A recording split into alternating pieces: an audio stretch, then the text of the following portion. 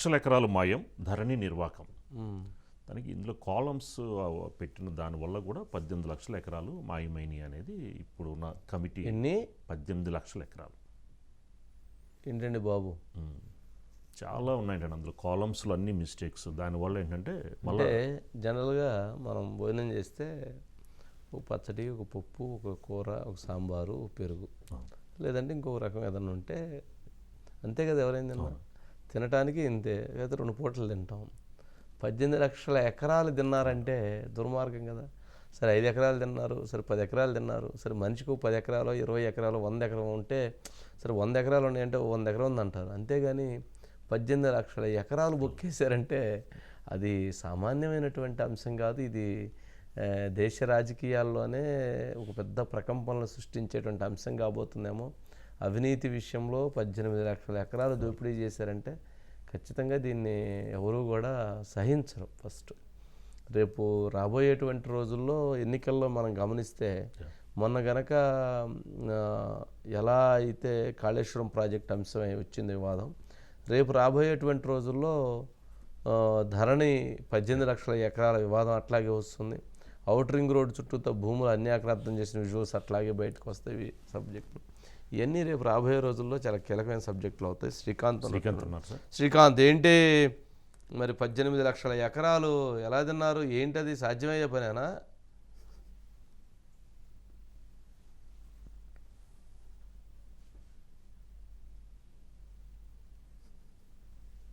శ్రీకాంత్ మళ్ళీ వస్తారు. ఎట్లా సాధ్యమైద్దండి? సాధ్యమైద్దా? దీని మీద కూడా వచ్చారండి Srikanth. Sir good evening sir. Good evening. First of all thank you sir. First time మీతో స్క్రీన్ షేర్ చేసుకుంటున్నాను. Okay, thank you sir. చెప్పు ఏంటి మరి 18 లక్షల ఎకరాలు ఏంది ఎలా? సార్ అది ధరణి కమిటీ వల్ల 5వసారి భేటీ అయింది సెక్రటరియట్ లో. ధరణి కమిటీ భేటీ అయిన ప్రతిసారి కొత్త కొత్త విషయాలు చెప్తూ విస్తుపోయే విషయాలు కమిటీ దృష్టికి వస్తున్నాయి. ఇవాళ ధరణి కమిటీ మహా టీవీలో చిట్ చాట్ చేస్తూ సందర్భంగా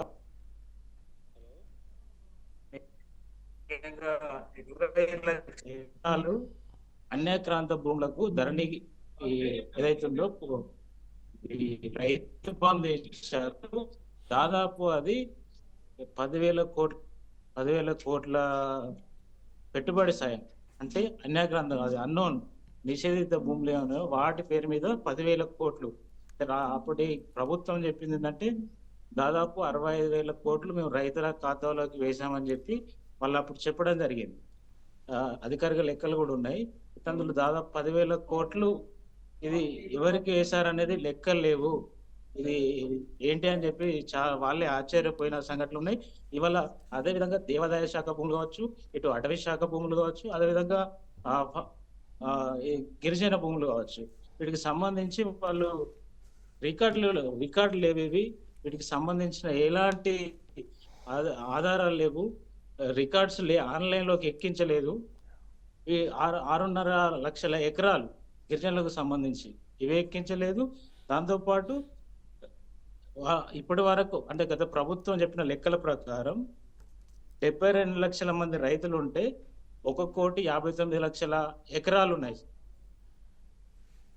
ఓకే.